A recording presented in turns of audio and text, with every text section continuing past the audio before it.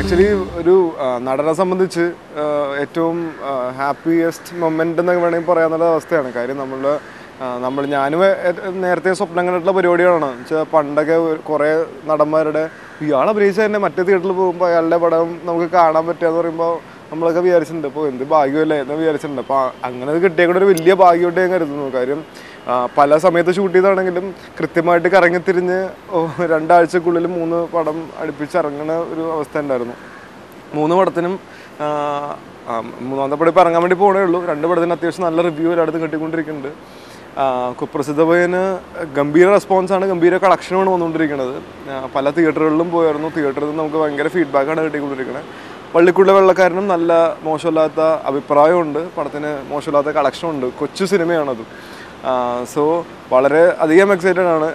പിന്നെ ഇങ്ങനത്തെ ഒരു സംഭവം ഞാനും ആഗ്രഹിച്ചിരുന്നു. കാര്യം ഞാൻ കുറേ കാലമായിട്ട് ഇപ്പോൾ ഹണി ബി പോലത്തെ സിനിമകൾ കഴിഞ്ഞിട്ട് എനിക്ക് ആ കൈൻഡ് ഓഫ് റോൾസ് ആയിരുന്നു എനിക്ക് കുറേ കിട്ടിക്കൊണ്ടിരുന്നത്. വെച്ചാൽ ഒരു ഫോട്ടോ കൊച്ചിക്കാരൻ പയ്യൻ, അല്ലെങ്കിൽ ഒരു കൊച്ചിക്കാരൻ അടിച്ചുപൊളി തലതെറിച്ചൊരു പയ്യൻ എന്നുള്ള സാധനങ്ങൾ, ആ കൈൻഡ് ഓഫ് ക്യാരക്ടേഴ്സായിരുന്നു കുറേ ചെയ്തുകൊണ്ടിരുന്നിരുന്നത്. അപ്പോൾ ഇതിപ്പോൾ കൃത്യമായിട്ട് എനിക്കിപ്പോൾ ഈ ഒരു അവസ്ഥയിൽ 3 പടത്തിലും 3 വേറെ രീതിയിലുള്ള ക്യാരക്ടേഴ്സാണ്. കാര്യം നമ്മുടെ വള്ളിക്കുള്ള വെള്ളക്കാരനിൽ ഒരു സാധാരണക്കാരനായ തിരുവനന്തപുരത്തുള്ള ഒരു ചെറുപ്പക്കാരൻ, അതിൻ്റെ ചേട്ടനനിയൻ ബന്ധം, ഒരു ഫാമിലി പടമാണത്. അപ്പോൾ 3 ജോണറിലുള്ള പടവും കൂടിയാണ്. അതൊരു പ്രോപ്പർ ഫാമിലി ഒരു കൊച്ചു സിനിമ. അപ്പോൾ നമ്മുടെ കുപ്രസിദ്ധ പയ്യനിലാണെങ്കിൽ ജിനീഷ് എന്ന് പറഞ്ഞാൽ ഒരു ആരോരുമില്ലാത്ത വൈക്കത്തെ ഒരു കുഞ്ഞ് ചായക്കടയിലെ ഒരു പണിക്കാരനായിട്ടുള്ള ഒരു ക്യാരക്ടറാണ്. അപ്പോൾ അത് ടോട്ടലി ഡിഫറെൻ്റ് ഒരു ക്യാരക്ടറാണ്. ഞാൻ ഇന്നവരെ ചെയ്തേക്കുന്നതിൽ വെച്ച് എൻ്റെ അഭിനയ ജീവിതത്തിൽ തന്നെ ഒരു ക്യാരക്ടർ ചെറുതാണെങ്കിലും പടത്തിൽ ചെറുതാണെങ്കിലും അതിനകത്ത് പെർഫോം ചെയ്യേണ്ട കുറേ ഏരിയാസ് പടത്തിലുണ്ട്. സോ അങ്ങനത്തെ ഒരു ക്യാരക്ടർ എനിക്ക് അവിടെ ചെയ്യാൻ പറ്റി.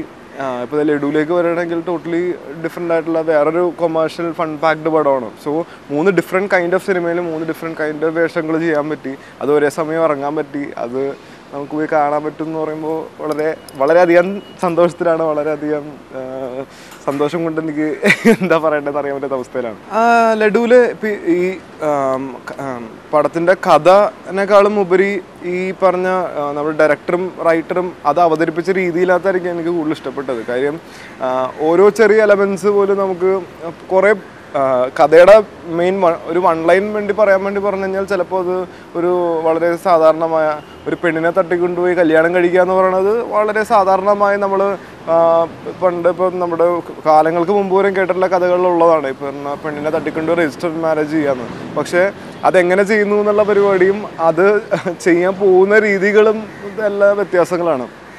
ഈ പടത്തിന് ഞങ്ങൾ ഈ പെണ്ണിനെ തട്ടിക്കൊണ്ട് പോകുന്ന വണ്ടി വരെയും പടത്തിലൊരു ക്യാരക്ടറാണ്. അപ്പോൾ അതെല്ലാം നമ്മളെ പറഞ്ഞ് കൺവിൻസ് ചെയ്യുന്ന രീതി വളരെ രസകരമായിരുന്നു. കാര്യം ഈ പടത്തിൻ്റെ ഡയറക്ടറായ അരുൺ ജോർജും സാഗറും അവർ ഡബിൾ ഓംലെറ്റ് എന്ന പേരുള്ള ഒരു പേജും, അത് തൃശ്ശൂർ അത്യാവശ്യം കുറച്ച് സുഹൃത്തുക്കൾ കൂടി കൂടിയിട്ടുള്ളൊരു ഒരു യൂട്യൂബ് ചാനലാണ്. അപ്പോൾ അതിനകത്തുള്ള വീഡിയോസ് കാണാൻ നേരത്തും എല്ലാം വളരെ ഡിഫറെൻ്റ് ആയിട്ടുള്ള വീഡിയോസാണ്.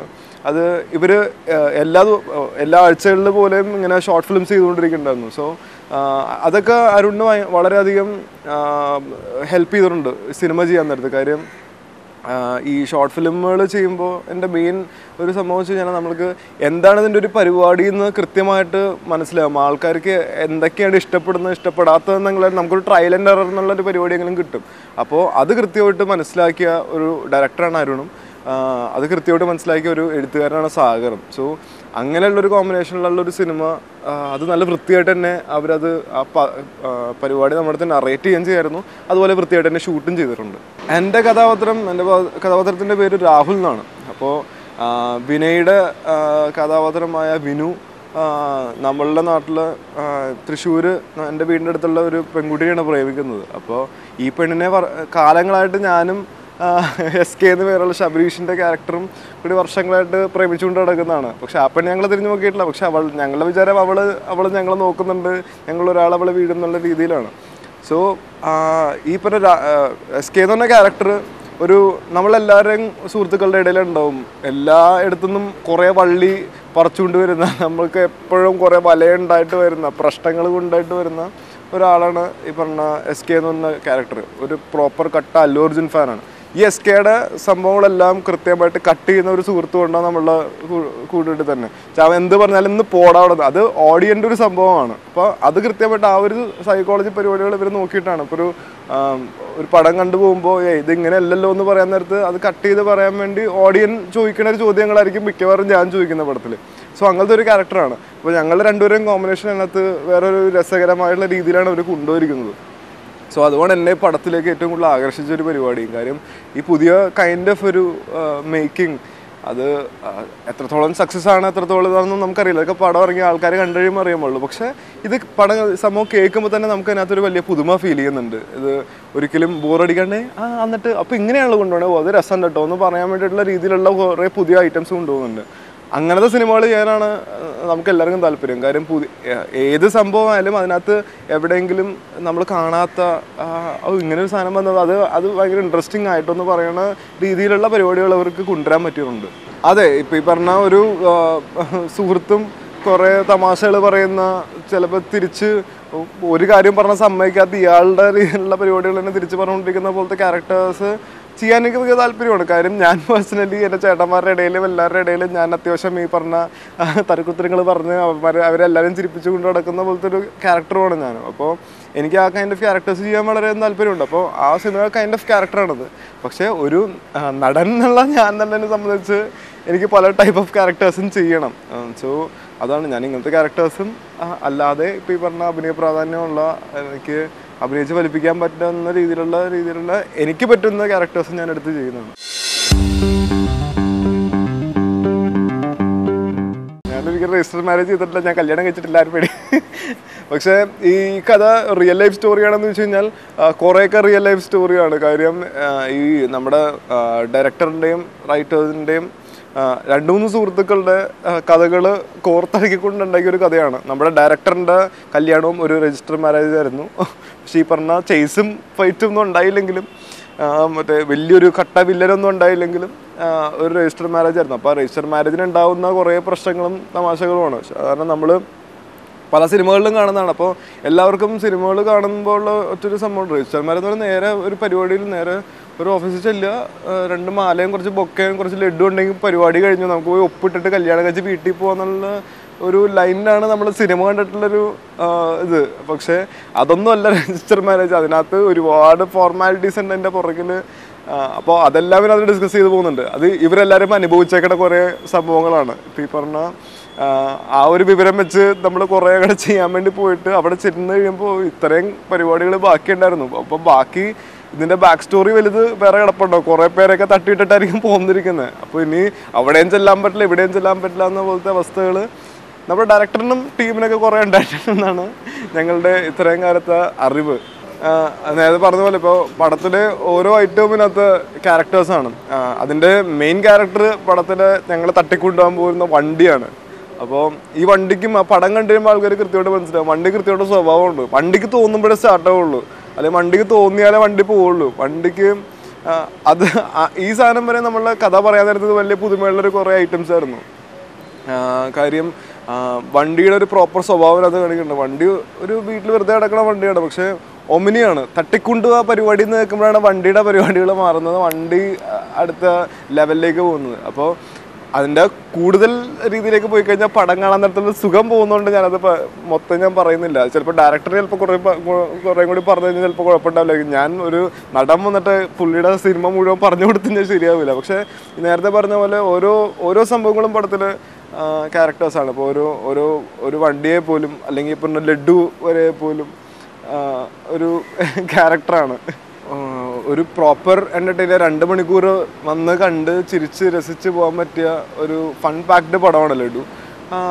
അത് തമാശകൾ കുത്തി നിറച്ചേക്കണമെന്നല്ല പറയുന്നത്, പക്ഷേ സിറ്റുവേഷണൽ ഹ്യൂമേഴ്സും പക്ഷേ അത്യാവശ്യത്തിന് കോമഡി ഉണ്ട്.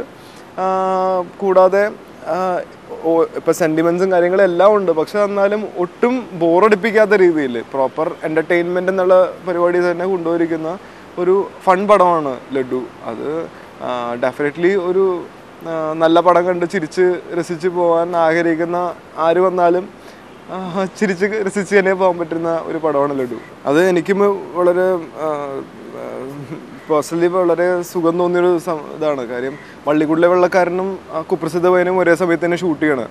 അപ്പോൾ ഞാൻ ഇവിടുത്തെ ഷൂട്ട് കഴിഞ്ഞ് അവിടെ ചെന്ന് അഭിനയിക്കണ പോലത്തെ ഒരു അവസ്ഥയുണ്ട്. അത് എനിക്ക് പല നടന്മാർക്ക് ഒരുപാട് ഉണ്ടാവും, പക്ഷേ ഞാനങ്ങനെ ചെയ്തിട്ടില്ല. പക്ഷേ ഇത് കൃത്യമായിട്ട് ഡേറ്റുകൾ തിരിഞ്ഞും പറഞ്ഞും വന്നുകൊണ്ട് ഒരേ സമയത്തായിപ്പോയി. എനിക്ക് ഈ പറഞ്ഞ വള്ളിക്കുടി വെള്ളക്കാരൻ ഗണപതിയുടെ പടമാണ്. അപ്പോൾ ഗണപതി നായകരായിട്ട് അഭിനയിക്കുന്ന പടത്തിനകത്ത് അവൻ എൻ്റെ അടുത്ത് പറഞ്ഞിട്ട് അവൻ്റെ ചേട്ടനായിട്ട് ചെയ്യണം എന്ന്. അപ്പോൾ റിയൽ ലൈഫ് ചേട്ടൻ എന്നുള്ള രീതിയിൽ നടക്കണം ഞാൻ. അവനങ്ങനെ ഒരു സംഭവം പറയുമ്പോൾ ഞാൻ ഇല്ല ചെയ്യാൻ പറ്റില്ല, എനിക്ക് വേറെ ഷൂട്ട് ഉണ്ട് എന്ന് പറഞ്ഞ് പോകാൻ എനിക്ക് ഒരിക്കലും പറ്റില്ലായിരുന്നു. അപ്പോൾ അതെനിക്ക് വിടാൻ പറ്റില്ല. ഇപ്പുറത്തെ സൈഡിൽ മധുബാൽ സാറിൻ്റെ പടമാണ്. മധുബാൽ സാറിൻ്റെ പടവും എനിക്ക് വിടാൻ പറ്റില്ല. സോ എങ്ങനെയൊക്കെ ഒരുമിച്ച് ചെയ്തൊരു പരിപാടിയാണ്. പക്ഷേ രണ്ടിലും രണ്ട് ടൈപ്പ് ഓഫ് ക്യാരക്ടേഴ്സ് തന്നെ എനിക്ക് ഒരുമിച്ച് എന്നെ അഭിനയിക്കാൻ പറ്റി. അപ്പോൾ അതെല്ലാം ഒരു നടന്നുള്ള രീതിയിൽ ഞാൻ വളരെ വളരെ ഹാപ്പിയാണ് ഈ ഒരു സിറ്റുവേഷനിൽ, ഇപ്പോഴത്തെ പ്രസൻറ്റ് സിറ്റുവേഷനിൽ. അല്ല, ഇപ്പം ഈ പറഞ്ഞ ഫാമിലി കൃത്യമായിട്ട് ഞങ്ങൾക്ക് എല്ലാവർക്കും ഉണ്ടായിട്ടുണ്ട്. ഈ ലാലങ്ങളിലൂടെ വർക്ക് ചെയ്യണത് വേറൊരു എക്സ്പീരിയൻസ് തന്നെയാണ്. അത് ലാലങ്ങളിലൂടെ എത്ര സിനിമകൾ ചെയ്താലും നമുക്ക് ഓരോ ദിവസം ചെല്ലുമ്പോഴും നമുക്ക് കൂടുതൽ കാര്യങ്ങൾ പഠിക്കാൻ പറ്റും. അപ്പോൾ അത് വളരെ ഒരു ഹാപ്പി ആയിട്ടുള്ളൊരു കാര്യമായിരുന്നു. കാര്യം ലാലങ്ങളിലൂടെ വർക്ക് ചെയ്യുക എന്നുള്ളത് ആ പടത്തിൻ്റെ എൻ്റെ ഏറ്റവും എക്സൈറ്റിംഗ് ആയിട്ടുള്ളതും എനിക്ക് ഏറ്റവും കംഫർട്ടബിൾ ആയിട്ടുള്ള ഒരു ഫാക്ടർ തന്നെയായിരുന്നു. അപ്പോൾ പടത്തിൽ ലാലങ്ങളാണ് അച്ഛൻ എന്ന് പറയുമ്പോൾ എന്നാൽ ഓക്കെ, നമുക്ക് ലാലങ്ങളുള്ളതുകൊണ്ട് ബാക്കി പരിപാടികൾ ഇപ്പോൾ ഈ പറഞ്ഞ വീട്ടിൽ അച്ഛനുള്ളപ്പോൾ ബാക്കി കാര്യങ്ങൾ നടക്കും എന്നുള്ള രീതിയിൽ തന്നെയായിരുന്നു ലാലങ്ങളുടെ സംഭവങ്ങൾ. സോ വളരെയധികം കംഫർട്ടബിളും ആയിരുന്നു, നമുക്ക് ചെയ്യാനും എളുപ്പമായിരുന്നു. കാര്യം ലാലങ്ങൾ കൃത്യമായിട്ട് നമുക്ക് സംഭവം പറഞ്ഞു തരും, എടാ ഇത്രയാണ് കാര്യങ്ങൾ, നമുക്ക് ഇവിടെ വന്ന് പ്ലേ ചെയ്യാം. അപ്പോൾ നമ്മുടെ ഡയറക്ടറും അങ്ങനെ അത്ര ഓപ്പൺ ആയിരുന്നു. നമുക്ക് ഇങ്ങനെ ഡിസ്കസ് ചെയ്തിട്ടുള്ളൊരു പരിപാടി മതി, അല്ലാതെ ഒരു പ്രോപ്പർ സാധനം നമുക്ക് ചെയ്യേണ്ട എന്നുള്ള രീതിയിലായിരുന്നു പറഞ്ഞത്. സോ അതും ഒരു വലിയ രസകരമായ ഷൂട്ടായിരുന്നു. സ്വന്തം അനിയനെ പോലത്തെ ഒരാൾ അനിയനായിട്ട് അഭിനയിക്കാനും അങ്കിള്, അത് ഞങ്ങൾ ഇത്രയും കാലമായിട്ട് ഞങ്ങൾ റോൾ മോഡലെ പോലെ വെച്ചുകൊണ്ടിരിക്കുന്ന ആൾ അച്ഛനായിട്ട് അഭിനയിക്കുന്നതും. സോ ഒരു രസകരമായ, എനിക്ക് ഭയങ്കര പേഴ്സണലി സ്വന്തം വീട്ടിൽ നിന്ന് തന്നെ ചെയ്യണ പോലെ തന്നെ ഫീലായിരുന്നു. കുറച്ച് ദിവസം ഉണ്ടായില്ലെങ്കിലും, ഞാൻ 7 ദിവസം വരെ എന്നെ ഷൂട്ടിനുണ്ടായിരുന്നുള്ളൂ. പക്ഷേ ആ 7 ദിവസവും എന്നെ സ്വന്തം വീട്ടിൽ പോയിട്ട് തിരിച്ച് പോകുന്ന പോലെയായിരുന്നു. ഇവിടെ നിന്ന് വീട്ടിൽ നിന്ന് ഷൂട്ടിന് ഇപ്പുറത്തേക്ക് വേറെ സ്ഥലത്തേക്ക് പോകുന്ന പോലെ തന്നെയായിരുന്നു ഉണ്ടായിരുന്നത്. അല്ല, ഞാൻ ഈ പറഞ്ഞ പോലെ ഒരു നടന്നുള്ള രീതിയിൽ സംബന്ധിച്ച് എനിക്ക് വളരെ വളരെ ഇഷ്ടമാണ് പല ടൈപ്പ് ഓഫ് ക്യാരക്ടർ ചെയ്യാൻ. അപ്പോൾ മധുബാൽ സാറിൻ്റെ പടത്തിലാണ് ഞാനിപ്പോൾ എൻ്റെ സിനിമയിലെ ആദ്യ കാലഘട്ടങ്ങളിൽ ചെയ്ത തലപ്പാവിനകത്ത് ഞാനൊരു മെയിൻ ക്യാരക്ടർ എനിക്ക് ചെയ്യാൻ പറ്റിയായിരുന്നു. അപ്പോൾ അത് കഴിഞ്ഞ് പിന്നെ എനിക്ക് ഒഴിമുറിയിൽ എനിക്ക് ചെയ്യാൻ പറ്റിയിട്ടുണ്ടായിരുന്നില്ല, അങ്ങനത്തെ ഒരു ക്യാരക്ടർ ഉണ്ടായിരുന്നില്ല ആ പടത്തിൽ. അപ്പോൾ അത് കറങ്ങി തിരിഞ്ഞ് അടുത്ത പടം വന്നു കഴിഞ്ഞപ്പോൾ മധുബാൽ സാറിനെ വിളിച്ചേടാ, ഒരു പരിപാടിയുണ്ട്, നീ ഒന്ന് കേട്ടു നോക്ക്, രസമുള്ള പരിപാടിയാണ്, നിനക്ക് ചെയ്യാൻ പറ്റും. അപ്പോൾ മധുബാൽ സാറ് ചെയ്യാൻ പറ്റുമെന്ന് പറഞ്ഞാൽ ഞാൻ പുള്ളി അങ്ങനെയെങ്കിലും ചെയ്യിച്ചെടുക്കും, അല്ലെങ്കിൽ അത് നമുക്ക് ചെയ്യാൻ പറ്റും എന്നുള്ള പരിപാടിയാണ്. എനിക്ക് അത്ര കോൺഫിഡൻസ് ആയിരുന്നു. നേരെ പോയി ചെയ്യായിരുന്നു. കൂടെ ഉണ്ടായത് ടോബിയുമായിരുന്നു. സോ അത് ഒരു സുഹൃത്തും അത്രയും അടുത്തൊരാളും കൂടി ആയതുകൊണ്ട് വളരെ രസകരമായിരുന്നു, വളരെ സുഖമായിരുന്നു ഷൂട്ട്.